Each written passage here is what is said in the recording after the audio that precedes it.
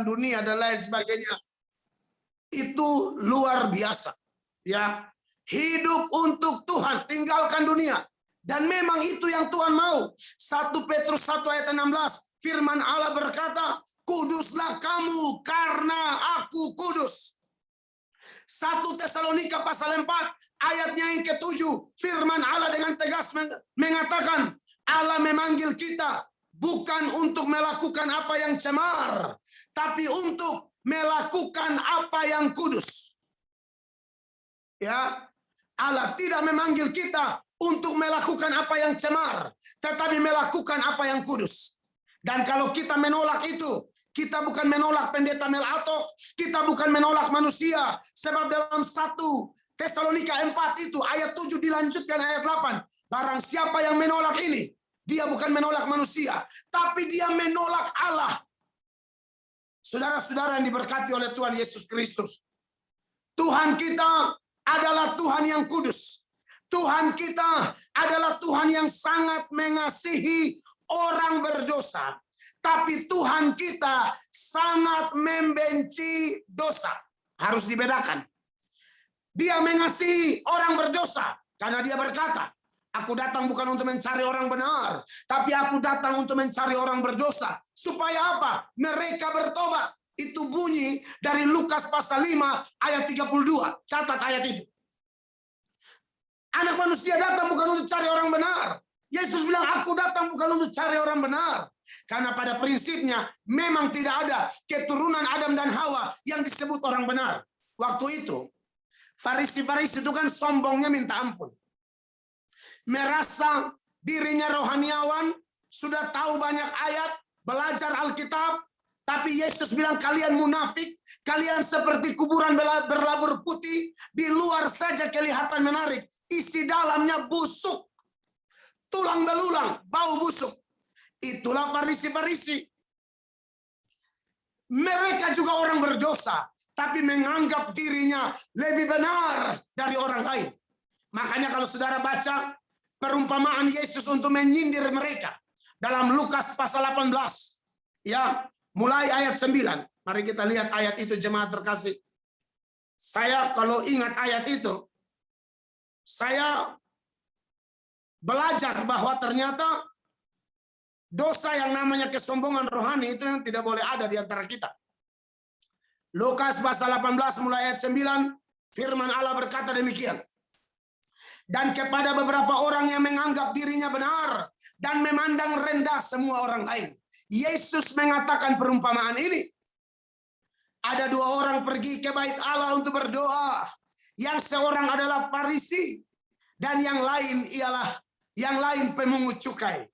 Orang Farisi itu berdiri dan berdoa dalam hatinya begini. Ya Allah, aku mengucap syukur kepadamu karena aku tidak sama seperti semua orang lain. Sombong kali orang ini ya. Bukan perampok, bukan orang lalim. Bagus, oke, tidak ada masalah. Tapi yang Tuhan persoalkan, sikap hatimu tidak beres. Dan ada hal yang mereka tidak pahami tentang kebenaran versi Allah.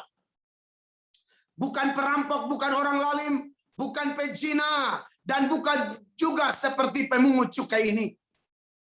Aku berpuasa 2 kali seminggu. Aku memberikan 1/10 dari segala penghasilanku. Tetapi pemungut cukai itu berdiri jauh-jauh. Bahkan ia tidak berani menengadah ke langit. Melainkan ia memukul diri dan berkata, ya Allah, kasihanilah aku orang berdosa ini. Lalu saudara lihat ayat 14. Yesus yang maha menilai, memberi penilaian yang tidak mungkin salah. Siapa yang dibenarkan? Si Farisi sombong rohani itu, atau si pemungut cukai, yang sekalipun oleh mata dunia, dia dianggap orang yang berdosa, kotor, najis, bahkan tidak layak masuk bait Allah. Tapi Anda lihat, sikapnya telah menggugah hati Tuhan. Kerendahan hatinya menggugah hati Tuhan. Penyesalannya telah menggugah hati Tuhan. Pertobatannya telah menggugah hati Allah, saudara-saudara. Makanya di Lukas 18 ini, di ayat 14 dikatakan, Yesus bilang begini. Aku berkata kepadamu, orang ini pulang ke rumahnya sebagai orang yang dibenarkan Allah. Siapa itu? pemungut cukai tadi. Ya. Orang ini pulang ke rumahnya sebagai orang yang dibenarkan Allah. Dan orang lain itu tidak. Farisi itu tidak. Sebab barang siapa meninggikan diri, ia akan direndahkan. Dan barang siapa merendahkan diri, ia akan ditinggikan. Saudara-saudara, kita semua orang berdosa. Ya. Bapak Pendeta Norman punya masa lalu sendiri. Ibu Gembala, Ibu Suryani juga punya masa lalu sendiri. Atau peserta Zoom yang lain. Ya, mau Ibu Tiur, Ibu Neke, semua saudara-saudara saya di Sydney, dan juga yang di Kupang yang sedang ikut live ini, atau Zoom ini. Karena saya umumkan supaya jemaat juga ambil waktu ikut. Kita semua punya cerita, kita semua punya kisah. Apalagi yang berkhotbah ini. Ini juga kotornya minta ampun.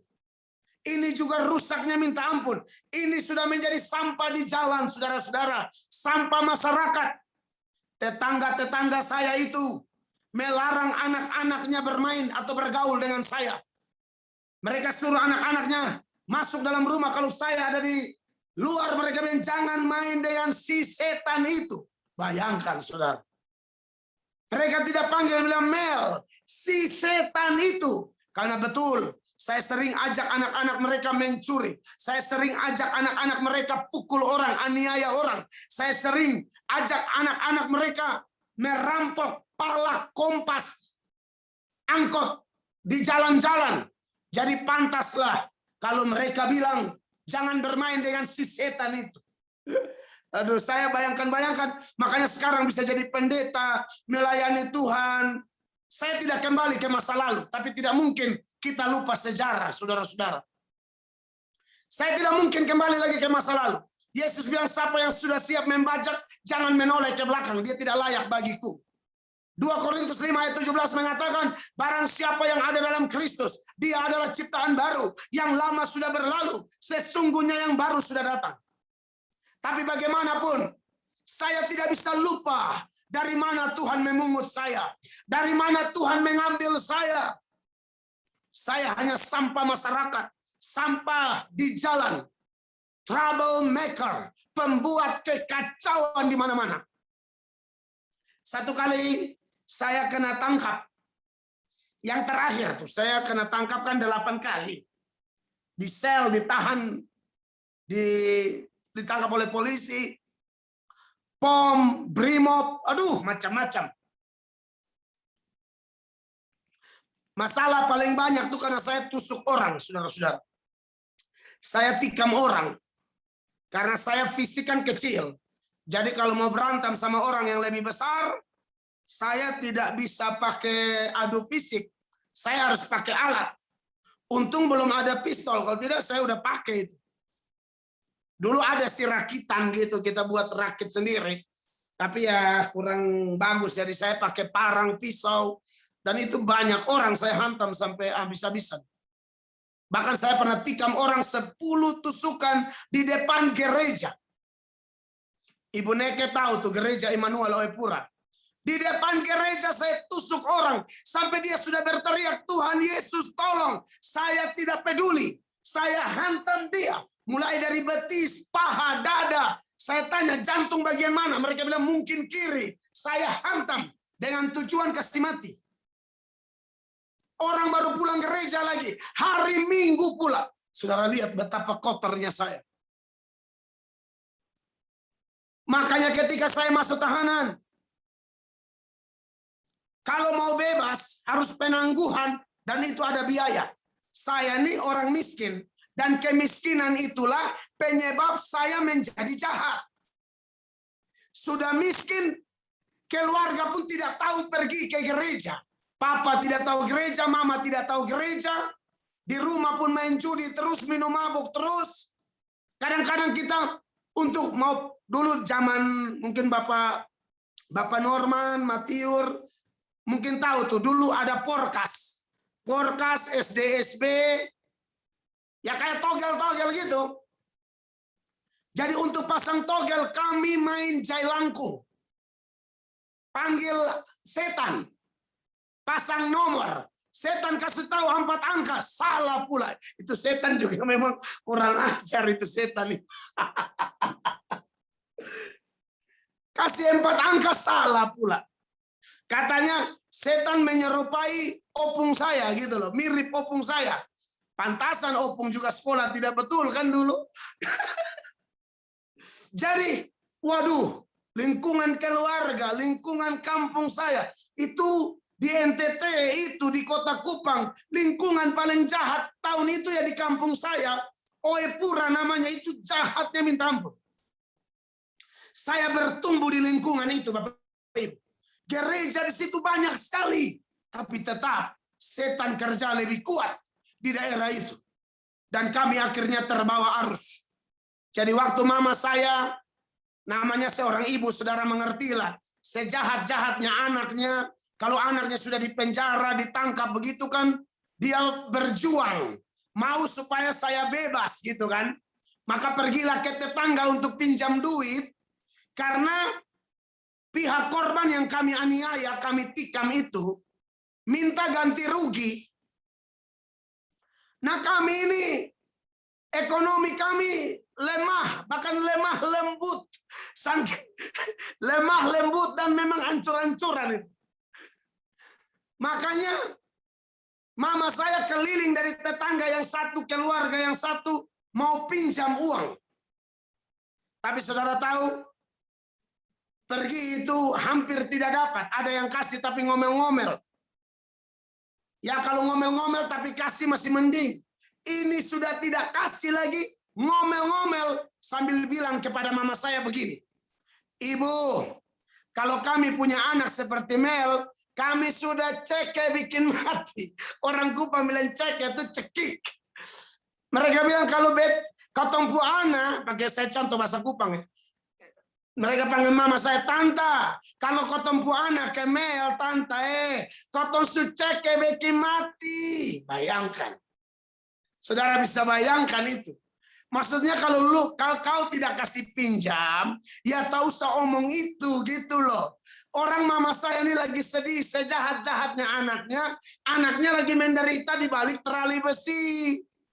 Ya kalau kau nggak kasih ya tak usah omong gitu loh. Ini pakai acara omong lagi. Tanta, kalau ketemu anak Mel, tanta, katon cek bikin mati. Kalau anak kami kayak anaknya ibu, kami udah cekik dari lama biar mati dia. Bikin masalah aja dia itu. Kira-kira gitu saudara-saudara. Tetapi kasih karunia Tuhan mengalahkan segala-galanya. Makanya saya hafal betul perkataan Rasul Paulus kepada jemaat. Maksud saya kepada Timotius anak didiknya. Dalam 1 Timotius 1 ayat 15. Paulus berkata perkataan ini benar dan patut diterima sepenuhnya. Kristus Yesus datang ke dunia untuk menyelamatkan orang berdosa. Dan di antara mereka, akulah yang paling berdosa. Tapi justru karena itu, Allah sabar menyatakan kasih karunia-Nya supaya Paulus bisa menjadi contoh bagi orang lain. Jadi poinnya adalah, proses untuk orang bisa mengalami hidup kudus untuk Tuhan. Semua kita orang berdosa. Tapi pada waktu kasih karunia Allah menemukan kita. Karena seperti yang saya bilang tadi, teologianya Kristen beda dengan agama lain. Kalau agama lain, manusia cari Allah. Kristen, Allah cari manusia. Yohanes pasal 3 ayat 16. Kita tidak boleh lupa berita anugerah ini. Karena begitu besar kasih Allah akan dunia ini. Sehingga ia telah mengaruniakan anaknya yang tunggal. Supaya setiap orang yang percaya kepadanya tidak binasa. Melainkan beroleh hidup yang kekal. Haleluya. Maka saya percaya. Setiap kita yang ikut Zoom ini. Kalau mau hidup untuk Tuhan. Mati untuk Tuhan. Orang berdosa itu.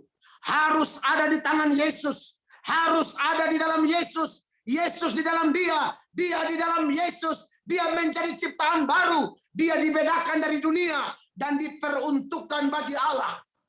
Dan orang seperti ini. Wow. Orang begini bayangkan kalau dia meninggal kapanpun. Terserah Tuhan. Tapi Yesus berkata. Di rumah Bapakku banyak tempat tinggal. Aku pergi untuk menyediakan tempat bagimu. Dan kalau aku sudah selesai menyediakan tempat, aku kembali menjemput kamu. Supaya di tempat di mana aku berada, di situ pun kamu berada. Semua kita orang percaya yang menerima Yesus sebagai Tuhan dan Juru Selamat, kita dikuduskan oleh Allah. Dan kalau kita dikuduskan oleh Allah, kita boleh mengklaim. Di rumah Bapa ada banyak tempat. Satu nama atas nama Mel Atok, satu nama atas nama Pak Norman Ambarita, satu nama atas nama Ibu Suryani Hutapea, satu nama atas nama Ibu Tiu Ratu, Ibu Neke Jami, dan yang lain. Saudara-saudara, kita boleh klaim itu. Karena memang kita adalah warga kerajaan Allah. Kita warga kerajaan Allah. Saudara masih ingat apa yang Paulus tuliskan kepada jemaat di Filipi? Dalam Filipi 3 ayatnya yang ke-20. Paulus berkata demikian, saudara-saudara. Karena kewargaan kita adalah di dalam surga. Dan dari situ juga kita menantikan Tuhan Yesus Kristus sebagai Juru Selamat. Garis bawahi, karena kewargaan kita adalah di dalam surga. Saudara yang diberkati oleh Tuhan Yesus. Setelah orang dikuduskan oleh Allah, maka tidak bisa tidak. Sebagai manusia yang diciptakan dengan free will, kehendak bebas, maka kita disuruh jaga kekudusan. Jangan serupa dengan dunia. Dunia boleh pakai cara-cara duniawi. Hidup tidak memuliakan Allah. Hidup menyenangkan daging. Tapi anak-anak Tuhan yang telah diselamatkan. Anak-anak Tuhan yang menyadari bahwa kita adalah orang-orang berdosa yang tidak layak. Tapi karena kasih karunia-Nya, Dia memilih kita, memisahkan kita, menarik keluar kita dari gelap menuju terangnya yang ajaib. Maka jemaat yang saya kasih dalam Tuhan, wajib hukumnya saya dan saudara hormat Dia dengan menjaga hidup yang kudus. Jadilah suami yang hidup kudus. Jadilah istri yang hidup kudus. Jadilah anak yang hidup kudus. Jadilah pendeta yang hidup kudus. Jadilah pelayan yang hidup kudus. Kenapa saya ngomong pendeta hidup kudus? Ini yang pendeta di sini ya, setahu saya, istri saya, Pak Norman dan Ibu. Ini saya lagi pusing ini. Banyak pendeta selingkuh. Baru kawan-kawan saya lagi. Aduh, saya pusing. Kok pendeta selingkuh? Jemaat selingkuh aja kita udah pusing, apalagi pendeta. Makanya saya paling anti yang namanya mengcounseling perempuan sendiri-sendiri. Kalaupun harus sendiri, teladani Yesus. Perempuan Samaria di Perigi Yakub dalam Yohanes 4 itu di sumur tempat terbuka dan siang hari. Ini kadang-kadang counselingnya di kafe-kafe lah, lampu remang-remang, pendetanya pakai topi, pakai masker. Jadi orang tidak tahu bilang dia pendeta. Mengcounseling ibu-ibu cantik, ibu lagi juga genit juga, jadi memang susah juga. Ibu-ibu jenis ini hancurkan kuasa kegelapan. Ya, saudara yang diberkati oleh Tuhan Yesus Kristus. Sebagai hambanya Tuhan Yesus Kristus, saya mau sampaikan ini kepada kita semua, bahwa kita tidak bisa bermain-main dengan kehidupan yang sekarang ini. Anak-anak muda yang belum menikah, saya bilang pacaran tetap kudus, teladani Yusuf. Sekalipun digoda-goda oleh istrinya Potifar. Itu Potifar punya istri, kalau di Kupang bilang tua-tua lelhanak. Lelhanak itu ada satu tumbuh-tumbuhan, minta maaf ya, itu tumbuhan kalau kena itu suka gatal gitu. Makanya kami di Kupang untuk menyindir orang-orang yang punya kebiasaan itu, kami bilang lelhanak. Silakan cari di Google lelhanak, itu nanti ketahuan. Itu kalau kena di mana saja pasti gatalnya minta ampun. Makanya saya bilang bahwa istri Potifar ya kayak gitu. Suaminya tidak ada, dia mulai aneh-aneh. Lihat Yusuf langsung panggil, Ucup. Tapi Ucup nih Yusuf maksud saya ya. Tapi Ucup keren, Ucup tolak. Saudara boleh baca itu di Kejadian 39 mulai ayat 9, 10, 11 sampai 12 sampai akhirnya Yusuf pakai metode lari keluar. Ingat Bapak Ibu terkasih, kita sudah dikuduskan, tapi setan tetap berusaha menjatuhkan kita. Dan dosa itu terjadi karena 3 faktor. Perhatikan. Kemauan, kemampuan, kesempatan. Ulang ya Bapak Ibu ya. Kemauan, kemampuan, kesempatan. Kalau salah satunya tidak ada, tidak bisa terjadi dosa. Ada kemauan, ada kemampuan, tidak ada kesempatan, tidak terjadi.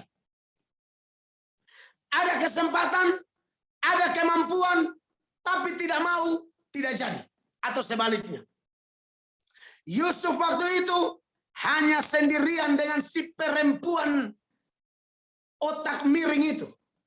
Yaitu istri Potifar. Yang doyan brondong. Ya, brownies, brondong manis. Doyan kali dia sama brownies. Tapi Yusuf tolak, saudara-saudara. Yusuf bilang tidak, saya tidak mau bikin kejahatan ini dan berbuat dosa kepada Allah. Yusuf lari keluar. Itu metode terbaik. Itu metode terbaik.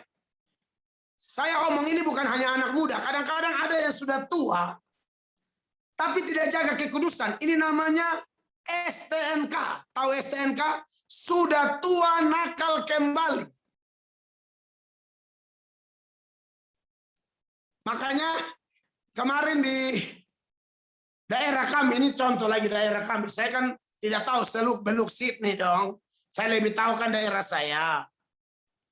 Itu meninggal, umur 70-an meninggal di tempat prostitusi. Overdosis obat kuat. Saya bilang ini tua satu nih. Tambah tua, tambah menjadi-jadi. Orang kalau udah tua-tua meninggal tuh di hadirat Allah. Keren. Meninggal itu lagi melayani. Keren. Ini meninggal lagi mabok. Ini meninggal lagi melakukan perzinahan. Mau jadi apa? Jadi saudara-saudara yang diberkati Tuhan. Siapapun kita, tolong hargai keselamatan yang sudah Tuhan beri bagi kita. Tolong hargai kasih karunia Allah yang Allah anugerahkan bagi kita. Saya suka ingatkan jemaat Tuhan dalam Galatia pasal 6 ayatnya yang ke-7. Firman Allah berkata demikian, jangan sesat. Allah tidak membiarkan dirinya dipermainkan. Karena apa yang ditabur orang, itu juga yang akan dituai. Jadi kekasih Allah, orang-orang tua saya, inilah gaya khotbah saya. Saya lebih jaga perasaan Tuhan Allah daripada perasaan manusia. Karena setan itu akan memunculkan pembicara-pembicara yang hanya menyenangkan telinga orang tanpa menyatakan kebenaran yang sesungguh-sungguhnya. Ulang Bapak Ibu ya, saya tekankan. Setan sedang memunculkan pembicara-pembicara di zaman ini, yaitu pembicara-pembicara yang hanya mengenakan telinga, tidak berani tegur dosa, dan itu sebenarnya pembicara-pembicara jahat. Mereka hanya khotbah cari amplop, bukan cari jiwa.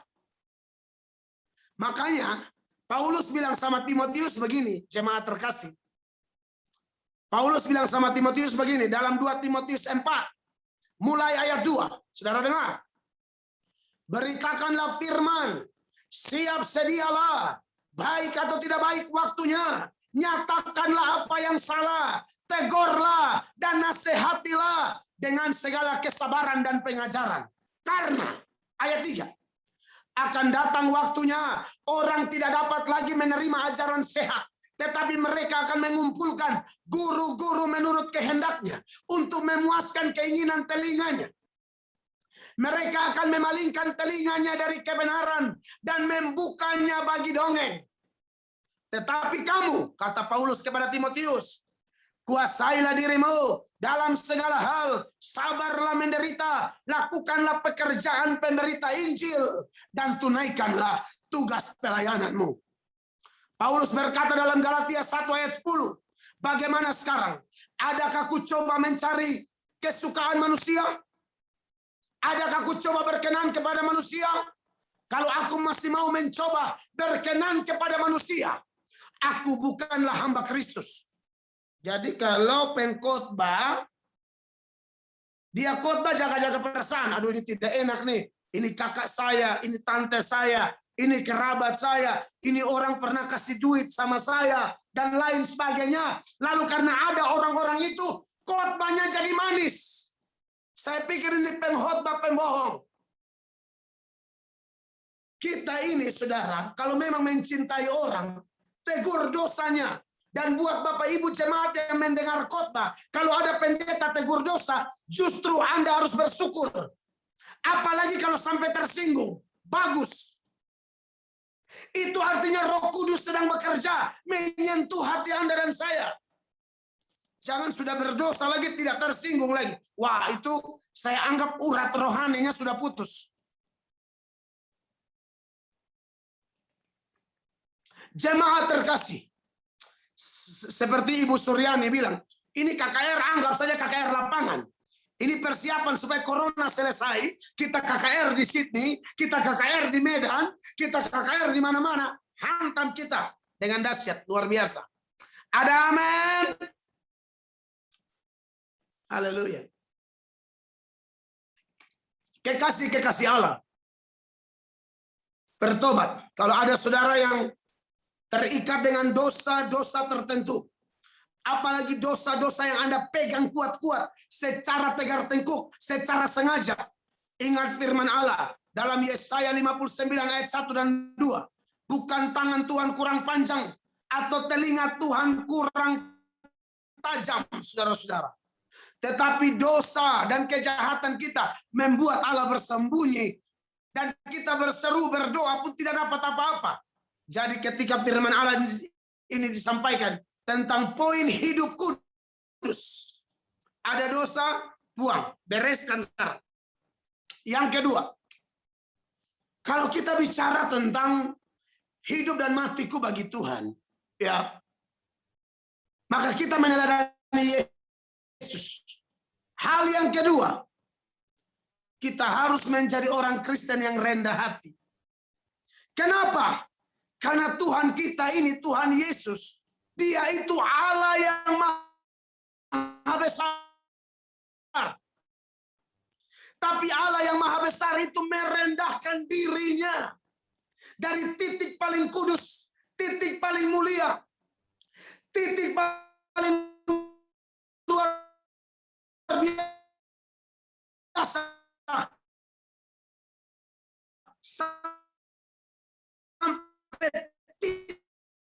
Titik paling rendah.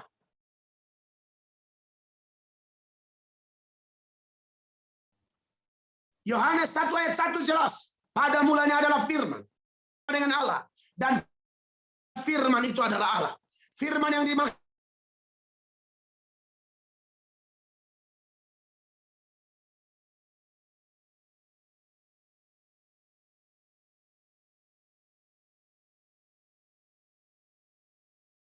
pakai pada mulai sampai serendah-rendahnya. Dia Allah yang maha besar. Tuhan Allah, kebesaran Tuhan Allah ini seperti apa? Aduh, sangat besar.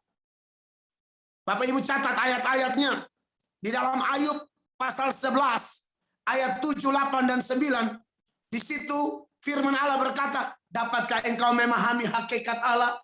Tingginya lebih tinggi dari langit, apa yang dapat kau lakukan? Dalamnya lebih dari lautan, dan lain sebagainya.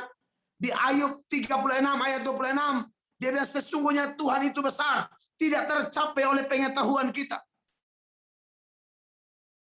Salomo dalam doanya setelah selesai membangun bait Allah, dalam penggalan doanya di 1 Raja-Raja pasal 8 ayat 27, Salomo mengatakan begini, saudaraku, Benarkah Allah hendak diam di atas bumi? Bahkan langit yang mengatasi segala langit pun tidak dapat memuat engkau, apatah lagi rumah yang kudirikan ini. Artinya, Yesus kita yang maha besar itu menjadi teladan bagi kita. Dia datang merendahkan dirinya, maka wajib hukumnya bagi orang yang mau hidup bagi Allah. Sekalipun kita kaya, sekalipun kita punya banyak talenta, sekalipun kita punya banyak kelebihan, tapi tetap milikilah hati hamba. Sebab Amsal 18 ayat 12 mengatakan, tinggi hati mendahului kehancuran, kerendahan hati mendahului kehormatan. Siapa rendah hati, itu nanti dipromosi oleh Allah. Siapa tinggi hati, Tuhan tekan turun sampai rata. Jadi, Bapak Ibu jemaat, orang-orang percaya yang saya hormati, saya kasihi dalam nama Tuhan Yesus Kristus. Ayo kita rendah hati. Dan kerendahan hati ini, aduh, keuntungannya sangat banyak. Apalagi dalam kalangan orang percaya. Saya telepon-teleponan sama Bapak Ambarita, Bapak Norman Ambarita, dan Ibu sebagai mitra pelayanan, kawan sekerja di ladang Allah dengan saya. Beliau berdua mengingatkan saya tentang persoalan rendah hati. Jadi hamba Tuhan harus rendah hati. Jangan cerita omong-omong kosong, jangan cerita tinggi, jangan omong tinggi, apa adanya. Ya, betul. Tuhan Yesus bilang, barang siapa yang percaya kepadaku, ia akan melakukan pekerjaan-pekerjaan yang aku lakukan, bahkan pekerjaan-pekerjaan yang lebih besar dari yang aku lakukan. Itu kan bunyi Yohanes 14 ayat 12. Ya, Yohanes pasal, ya betul ya, Yohanes 14 ayat 12 kalau tidak salah. Betul. Dia bunyi begitu. Tetapi itu bukan berarti kita sudah melakukan apa-apa lalu kita sombong. Jangan. Hamba Tuhan harus rendah hati. Jemaat harus rendah hati. Kita tidak boleh sombong, saudara-saudara.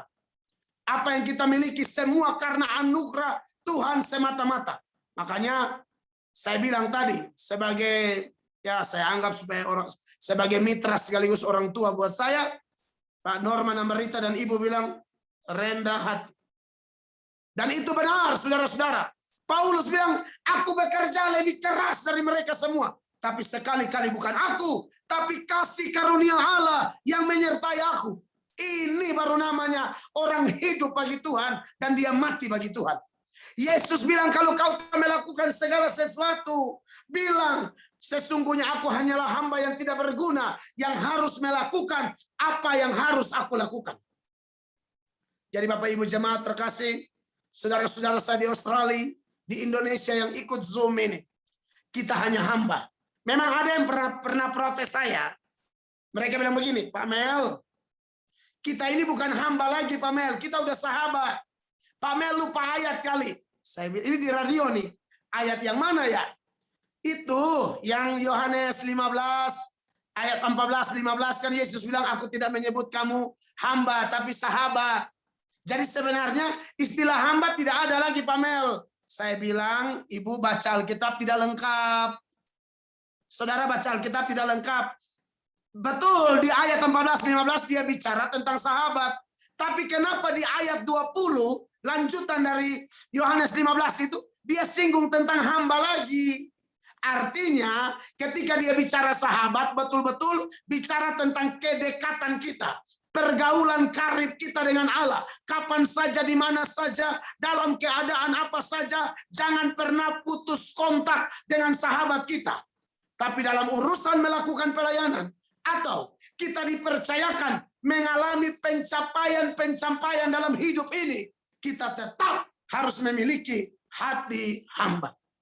Ya, itu yang kedua. Yang ketiga, tapi ini ngomong-ngomong waktu saya sampai jam berapa ini? Jangan sampai tambah ya, pokoknya poinnya sudah mau selesai. Ini jadi pengen KKR langsung ini. Haleluya. Ya, jadi poin terus pertama. aja, Pak. Terus, Pak, terus. Siap. Poin pertama, hidup kudus. Kalau mau hidup untuk Tuhan, mati untuk Tuhan. Poin kedua, rendah hati. Dan poin yang ketiga, yang tidak bisa dihindari, harus siap menderita. Harus siap menderita untuk Tuhan. Makanya lagu yang Ibu Suryani cipta tadi, sekalipun berat. Betul. Itu konsekuensi yang tidak bisa dihindari. Sebagai pengikut-pengikut Tuhan, kita jangan mengkhotbahkan sesuatu yang meninabobokan jemaat. Pasti aman, pasti aman. Iya, amannya bagaimana? Tadi malam saya baru pulang ke KR dari Soe. Saya bilang salah satu tanda Tuhan menyertai kita, kita pasti berhasil. Itu tidak bisa tidak. Contoh, Yusuf, Kejadian 39, ayat 2 dan 3. Di situ jelas, karena Tuhan menyertai Yusuf, Yusuf berhasil. Sampai Potifar sendiri, orang kafir, tapi dia melihat dengan mata kepala bahwa anak Tuhan, yaitu Yusuf, lain daripada yang lain. Sungguh Allah menyertai dia. Dan apa yang dia kerjakan selalu sukses, sukses, sukses. Begitu juga Daud. Dalam 1 Samuel pasal 18 ayatnya yang ke-12, kenapa Daud berhasil? Karena Allah menyertai dia. Tapi kemudian saya tekankan, tadi malam saya masih khotbah di Soe, karena di Soe itu Bapak Ibu, itu peringatan mujizat air menjadi anggur yang terjadi pada tahun 65. Mujizat air menjadi anggur pada tahun 65. Lalu setiap tahunnya ada KKR. Pembicaranya saya dengan pendeta Saifuddin Ibrahim, dengan beberapa pendeta lain, termasuk Gubernur NTT, juga ikut khotbah, ikut bawa materi. Saya ingatkan salah satu hal ini. Betul ada jaminan dalam Tuhan kita berhasil. Tapi Anda lihat dua tokoh yang saya contohkan itu, yaitu Yusuf dan Daud. Berhasilnya anak Tuhan itu berhasil disertai atau yang menentukan adalah satu kata kunci, yaitu apa? Proses. Ulang, kata kuncinya proses. Kalau dunia suka yang instan, kalau anak Tuhan berhasil proses. Dalam proses itulah ada kesakitan-kesakitan, ada penderitaan-penderitaan, ada air mata yang tertumpah gara-gara persoalan hidup, tantangan kiri kanan, muka belakang dan lain sebagainya. Sebab seperti yang saya bilang tadi, Yesus sendiri bilang, barang siapa mau mengikuti aku, ia harus pikul salib, menyangkal diri, dan ikut aku. Filipi 1 ayat 29, firman Allah yang merupakan rumus juga bagi kita, dikatakan, kepada kamu bukan saja dikaruniakan untuk percaya kepada Kristus, tetapi juga untuk menderita untuk Dia. Tapi saya perlu jelaskan ya, Bapak Ibu terkasih ya, pikul salib itu definisinya adalah menderita karena taat Tuhan. Menderita karena cinta Tuhan. Menderita karena mengasihi Tuhan. Menderita karena hidup benar. Menderita karena jaga kekudusan dan rendah hati yang sudah kita bahas tadi. Nah, kalau kita sudah hidup kudus, taat Tuhan, mengasihi Dia, cinta akan Dia, tapi kita masih dapat masalah, dapat penderitaan, itulah yang namanya salib. Kalau kita nipu orang lalu masuk penjara, itu bukan salib, itu memang cari hal. Ya, dengar Bapak Ibu terkasih ya. Kalau kita menderita karena selingkuh misalnya, pas selingkuh, istri orang tahu, lalu istrinya bersama mertuanya, ipar-iparnya, keroyok Anda, hantam Anda di kepala dengan haken, ya, sampai bocor darah, itu bukan salib. Itu memang kalau tanam mangga, panen mangga. Makanya saya kemarin ada orang minta doa, beberapa waktu lalu lah. ASN atau pegawai negeri, sipil, pegawai pemerintahan. Saya khotbah di salah satu kantor bupati di daerah kami. Lalu ternyata selesai ada yang minta doa. Di kantor itu ada ruangan doa. Saya tanya, beban doanya apa? Mereka bilang, Pak, kami ini korupsi, Pak. Jadi Bapak bisa berdoa supaya kami jangan, intinya supaya kami jangan masuk penjara. Saya doa, saya bilang begini, Tuhan tangkap mereka. Tuhan pakai polisi dan jaksa, biar keadilan dan kebenaran ditegakkan. Tidak ada bela-bela yang begini-begini, Tuhan. Dalam doa saya doa begitu. Saya pulang mereka tidak mau tegur saya. Ya sudah, enak aja kau. Korupsi tapi minta lolos. Macam mananya? Bah, kan sudah kubilang jangan kau korupsi. Kenapa pula kau korupsi kan? Gitu. Jadi menderita untuk Tuhan, kekasih Allah. Ketika Anda sudah hidup benar, orang masih gosip Anda di belakang-belakang, biarkan aja. Anjing menggonggong kafilah berlalu. Saudara sudah melayani, ada aja tantangan kiri kanan muka belakang, tidak apa-apa. Itu yang Paulus bilang, duri dalam daging. Tidak ada masalah. Dalam kelemahan kita, kuasa Tuhan menjadi sempurna. Ya, kekasih-kekasih Allah ya. Itu poin yang ketiga. Yang keempat. Dan yang terakhir. Haleluya. Kalau memang mau hidup untuk Tuhan, jemaat Tuhan, kita harus sehati. Karena kalau kudus Tuhan kita kudus. Rendah hati Tuhan kita maha besar merendahkan diri. Sampai dia berkata, aku datang bukan untuk dilayani, melainkan untuk melayani. Lalu kita harus siap. Tahan. Dalam penderitaan. Karena Yesus sendiri menderita. Dia bilang seorang hamba tidak lebih dari tuannya. Dan yang ketiga, Tuhan sangat menginginkan kesatuan hati. Bapa, Anak, dan Roh Kudus itu satu. Malaikat-malaikat juga menjadi timnya Tuhan Yesus. Agen rahasia Allah. Juga Tuhan Yesus pakai gereja. Pakai para nabi, para rasul gereja. Sampai kita semua hari ini. Termasuk keluarga besar GBI Worship Center Sydney. Dan yang lainnya. Kita harus sehati, saudara. Saudara lihat, kita Zoom seperti ini. Kita beda negara, beda lokasi. Tapi kalau Roh Kudus bekerja, kita seperti satu keluarga yang sudah dekat, kenal, seolah-olah sudah lama begitu. Kenapa? Karena memang roh itu satu dan dia mempersatukan kita. Bersatu untuk apa? Bersatu untuk menjara jiwa-jiwa, menjangkau jiwa-jiwa, menarik jiwa-jiwa, panen jiwa-jiwa. Bersatu untuk apa? Membawa kemuliaan bagi Allah. Bersatu untuk apa? Menyatakan kebenaran. Ya di atas ya, tidak di atas tidak. Kita harus bersatu. Kerajaan setan itu terpecah-pecah. Kerajaan Tuhan unity-nya kuat. Jadi kalau mau hidup untuk Tuhan, mati untuk Tuhan, tak usah ada kepahitan dengan orang. Apalagi kita keluarga dalam Tuhan, biasalah itu. Amsal bilang apa? Besi menajamkan besi, orang menajamkan sesama. Gesekan kadang-kadang ada, tapi kita tidak boleh merespon.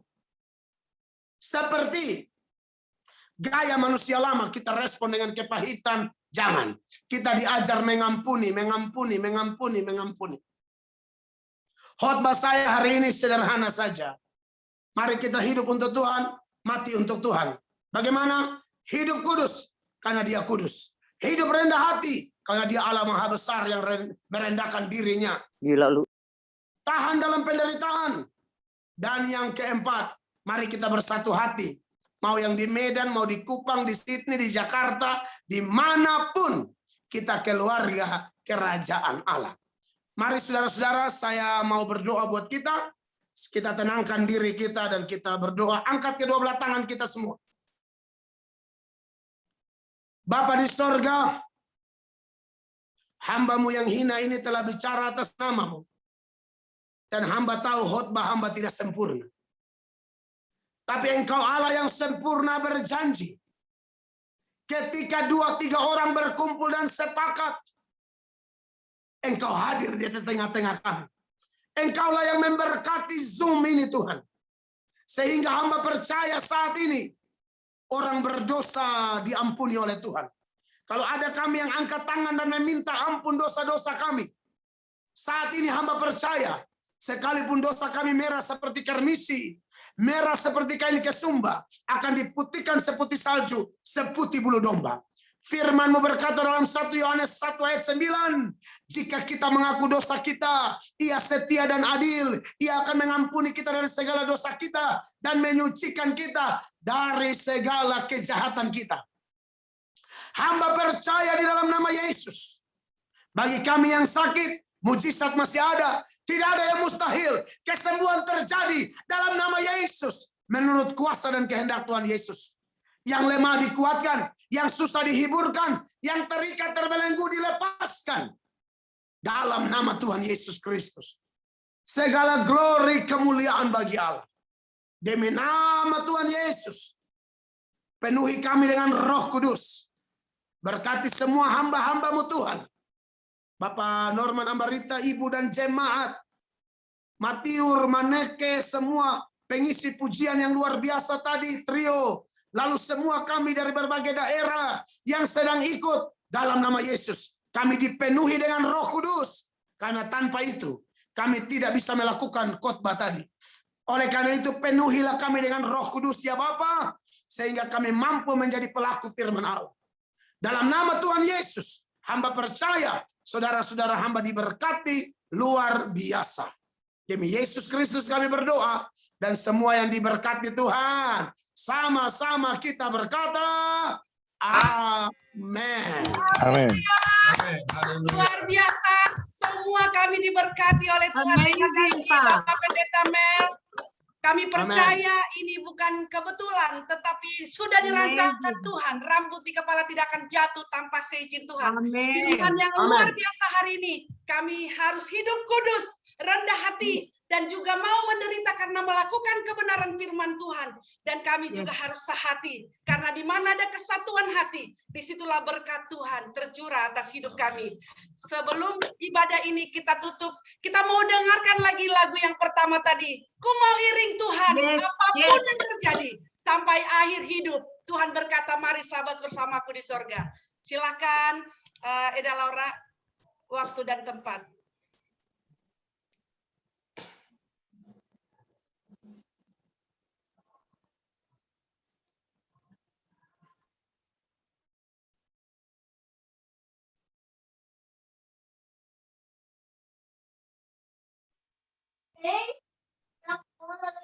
Halo music.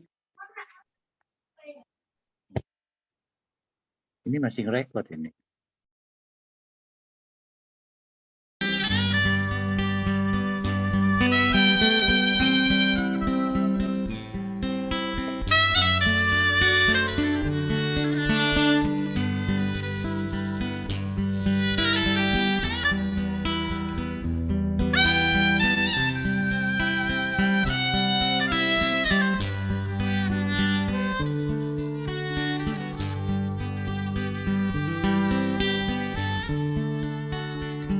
Saat sunyi, saat sepi, ku merenung nasib ini.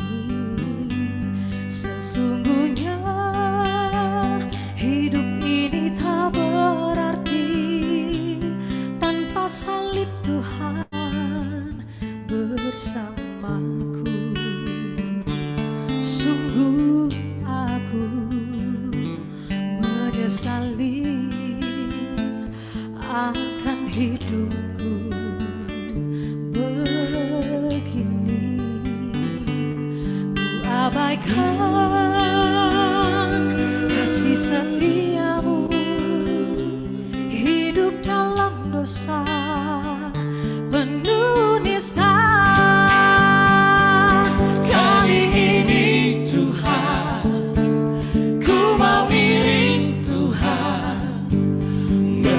Salibmu dengan sejuta harapan, dunia ku tinggalkan, dunia ku lupakan.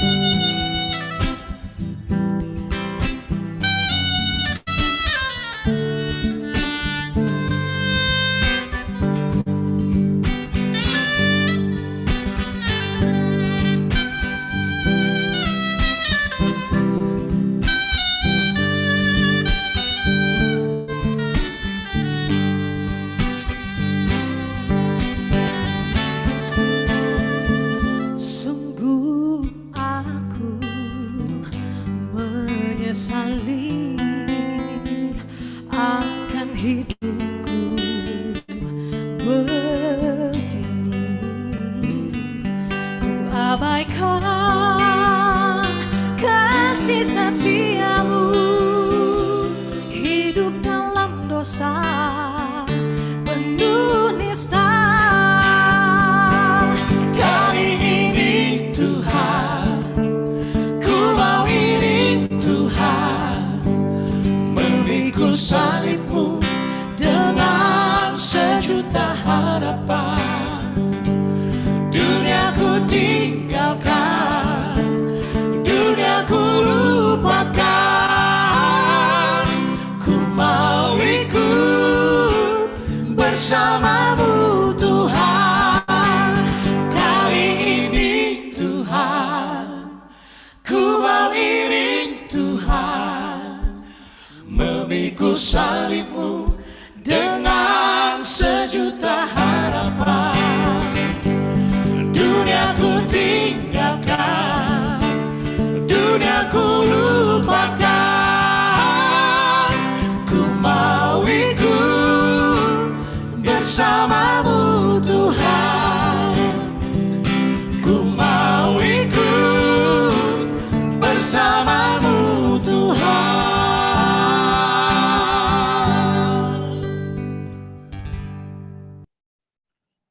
Terima kasih, luar biasa Eda Laura dan juga Itojen dan Itofiko.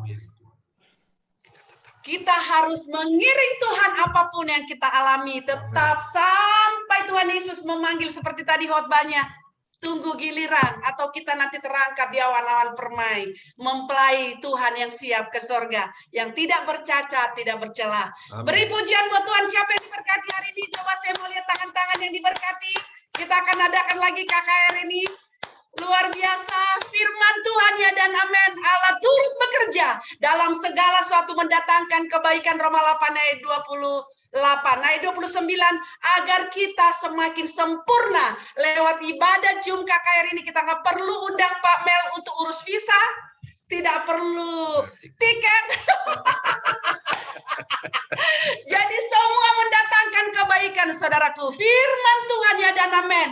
Semuanya baik, kebajikan, kemurahan, mengikuti semua yang ikut ibadah Jum ini. Dan kami mau mengundang Bapak Pendeta Afat untuk doa syafaat. Waktu dan tempat kami persilahkan. Aku yang wakilin ya, Tante. Oke, Eva, ya. Oke, mari kita semua berdoa. Tuhan Yesus, terima kasih Tuhan pada malam hari ini kami mengucap syukur untuk semua kebaikan Tuhan. Bapa, untuk firman-Mu yang telah Kau sampaikan untuk kami Bapa. Terima kasih Engkau telah menegur kami. Terima kasih untuk nasihat-Mu Tuhan.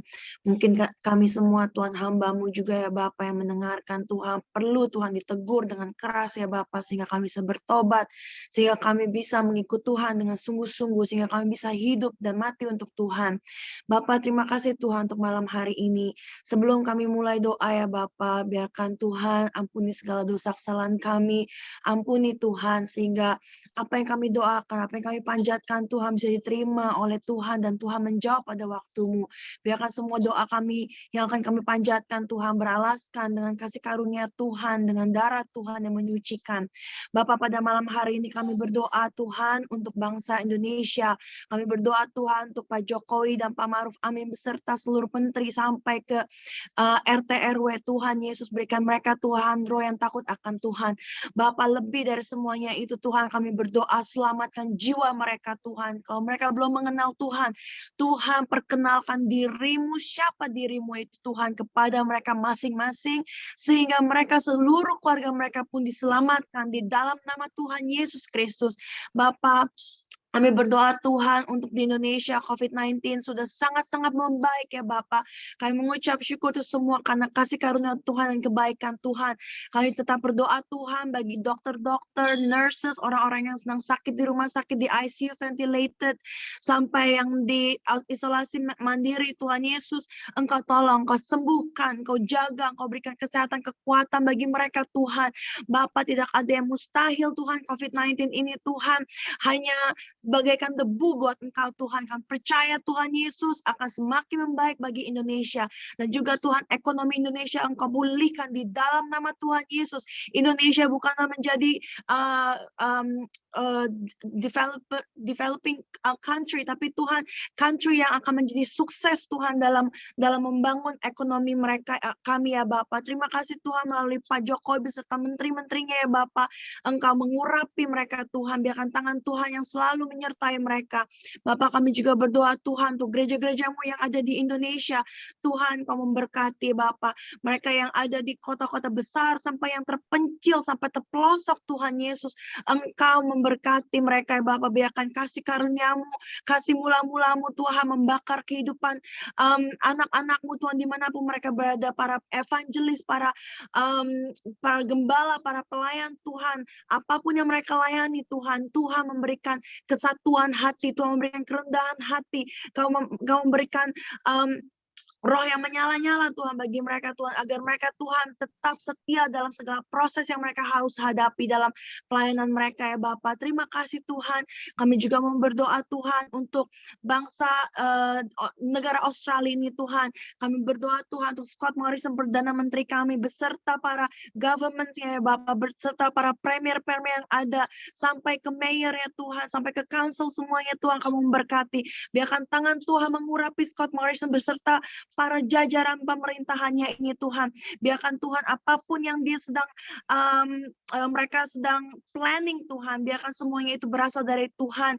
Dan juga ya Bapak, Kau berkati Tuhan untuk New South Wales dan untuk Victoria Tuhan, untuk casesnya Tuhan yang masih tetap di atas Tuhan, kami percaya tidak ada yang mustahil bagi Tuhan. Kalau Tuhan sudah mengerjakan perkara yang besar bagi Indonesia, tidak ada yang mustahil Tuhan bagi Australia ini Tuhan. Kami bisa keluar dari lockdown ini Tuhan dengan bersuka cita ya Bapak, dengan vaccination rate yang sudah mulai 50% above Tuhan. Kami percaya Tuhan tidak lama lagi Tuhan akan mencapai 80% Tuhan, di mana Tuhan kami bisa imun terhadap virus ini Tuhan. Mungkin kalau misalnya virus ini tetap masih ada Tuhan, biarkan virus ini Tuhan seperti jadi flu biasa bagi kami, dan kami tidak perlu khawatir dan kami tidak perlu takut, sebab tangan Tuhan yang akan menyertai anak-anak Tuhan, tangan Tuhan yang akan selalu melindungi kami ya Bapak. Terima kasih Tuhan. Kami juga berdoa untuk para nurse, para dokter, para orang-orang yang sedang sakit di rumah sakit Tuhan. Tuhan Yesus, Engkau sembuhkan mereka Tuhan. Bukan saja Engkau menyembuhkan, tetapi Engkau menjamah setiap hati, setiap jiwa Tuhan. Engkau selamatkan mereka Tuhan. Perkenalkan diri-Mu Tuhan, agar mereka percaya kepada Tuhan, menerima Engkau sebagai juru selamat mereka secara pribadi. Sehingga Tuhan, Australia ini Tuhan akan menjadi Tuhan negara yang penuh dengan kemenangan, karena banyak orang-orang yang bertobat di negara ini Tuhan. Segala gereja-gereja yang sudah tutup Tuhan, kembalikan Tuhan, hidupkan kembali gereja-gereja itu. Tuhan, Kau kirimkan Tuhan anak-anak muda, orang-orang tua Tuhan, agar kami tetap bersatu untuk memajukan, memuliakan nama Tuhan bagi negara ini ya Bapak, negara yang sudah moralnya Tuhan. Tuhan, revive Tuhan, kembali Tuhan moral kami ya Bapak, agar kami tetap terus melayani Tuhan.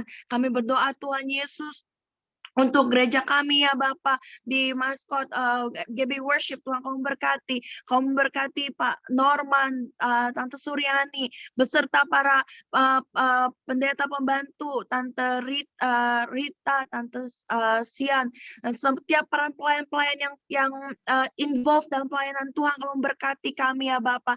Biarkan visi yang Kau turunkan kepada gembala kami Tuhan bisa turun kepada jemaatku dan dirasakan dan bisa kami lakukan Tuhan dengan segala misi-misi yang ada ya Bapak. Terima kasih Tuhan, Kau memberkati gembala kami, keluarga mereka, immediate family, extended family. Kau memberkati usaha pekerjaannya Tuhan secara luar biasa Tuhan, sehingga apa yang dia kerjakan Tuhan itu menghasilkan buah untuk memuliakan nama Tuhan. Kami berdoa Tuhan, mereka jemaat-jemaatmu, bagi jemaatmu Gaby Worship, mereka yang sedang sakit, mereka yang sedang terluka batin, yang Kau bagi mereka yang sedang stres, bagi mereka depres, bagi mereka tidak ada yang kekurangan secara financial, secara social, Tidak ada pekerjaan, Tuhan Kau menjadi Tuhan bagi kami. Engkau yang memberikan setiap jalan-jalan keluar yang kami perlukan, Tuhan. Tuhan, Kaulah pembela kami, Kaulah gunung batu kami ya Bapa yang teguh. Terima kasih Tuhan Yesus, Engkau akan merawat, Engkau akan menjaga semua jemaat-jemaat, setiap keluarga-keluarga kami juga Bapa. Terima kasih. Kami juga berdoa tuh setiap gereja-gereja di Australia ini Tuhan, setiap gereja dalam setiap bahasa Engkau memberkati Tuhan, agar gereja-gereja-Mu Tuhan tetap bekerja dan mengasihi Tuhan bersatu hati dalam memuliakan Tuhan, dalam membawa jiwa-jiwa. Kami berdoa Tuhan Yesus, biarkan Kau juga memberkati Tuhan Pendeta Melatok beserta seluruh keluarga besarnya ya Bapak, immediate extended family Kau memberkati, pakai dia Tuhan secara luar biasa Tuhan, untuk ke depannya Tuhan Yesus, ada banyak hal yang akan dia lakukan Tuhan, yang Kau percayakan kepada dia. Kami juga berdoa Tuhan jemaatnya, Kau memberkati Tuhan agar melalui dia Tuhan jemaat-jemaatnya diberkati secara rohani, di mana jemaat-jemaatnya itu bisa berbuah dan bisa memberkati banyak orang di Kupang, bahkan seluruh Indonesia Tuhan. Terima kasih Tuhan Yesus untuk setiap kami yang hadir di Zoom pada malam hari ini, kami telah diberkati oleh Tuhan. Tuhan, biarkan Engkau menjadi batu karang kami yang teguh, pengharapan kami, di mana Tuhan telah datang ke dunia ini secara luar biasa dengan kerendahan hati Tuhan. Biarkan Tuhan Yesus kami tetap mempunyai mata yang terpandang kepada Tuhan, yang menjadi contoh bagi kami Tuhan, untuk menjadikan hidup kami hidup yang menyenangkan hati Tuhan. Terima kasih Tuhan untuk malam hari ini Tuhan, kami menserahkan seluruh doa yang tidak sempurna ini hanya dalam tangan Tuhan. Biarkan Tuhan Engkau basuh setiap doa-doa kami Tuhan dengan kuasa darah Tuhan, sehingga kami dilayakkan dan Engkau akan Engkau mendengar dan Engkau menjawab doa-doa kami Tuhan pada waktu-Mu yang tepat. Terima kasih Tuhan Yesus, pada malam hari ini kami mengucap syukur. Haleluya. Amin.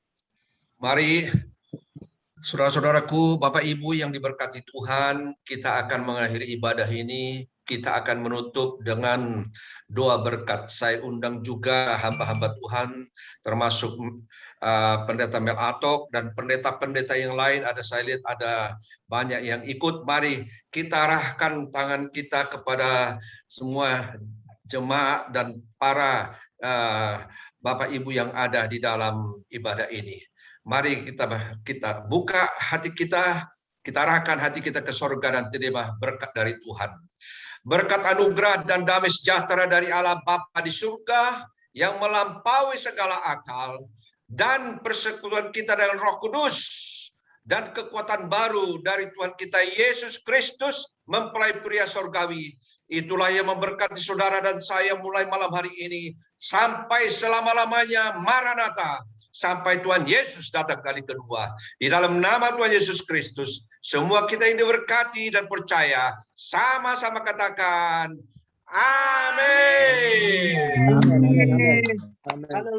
Amin. Thank you. Terima kasih Pak Mel. Tuhan Yesus berkati. Terima kasih ya Pak. Terima kasih. Tutup kita foto dulu, Anton. Tolong kita foto dulu, foto. Ya, maaf ini HP saya frozen. Kak Frida boleh tolong bantu ambil foto, Kak Frida? Oh, Frida ya. Foto screen aja dari pakai handphone gitu loh. Ada Laura minta tolong fotoin enggak?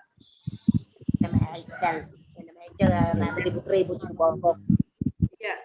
Udah habis. Ya, saya yang foto mau. Mulai dari Oke. halaman 1, halaman 2, halaman 3, halaman 4 ya. Halaman 1 ya. Halaman 1 senyum. Halaman 1 senyum. Ya, halaman 2 senyum. Halaman 3 senyum. Ya. Halaman 4. Dia masuk rumah Abang Ya. Ya. Terima kasih Kak Frida. Terima kasih, Tuhan berkati semuanya. Salam. Terima kasih semua. Terima kasih amigos. Semuanya. God bless you. Thank you semuanya.